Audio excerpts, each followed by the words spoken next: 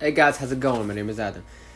Today I'm gonna show you how to remove payment method on on iPhone. So first of all, what I'm gonna do, I'm gonna just go ahead and open up my settings.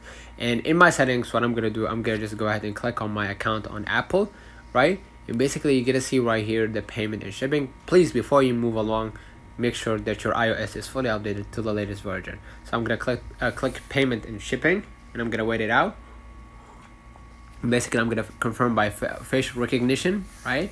Basically you're gonna see this is my payment method, and I'm gonna click the payment method right here, and I'm gonna just go ahead and click remove and double click remove to actually add a new payment method. If you want to go back to add a new payment method, just go ahead and add it, and basically follow along the steps and by adding the shipping address as well. Let me know in the comments if this video helped you. Don't forget to like and subscribe, turn on the notification bell to receive every video we upload.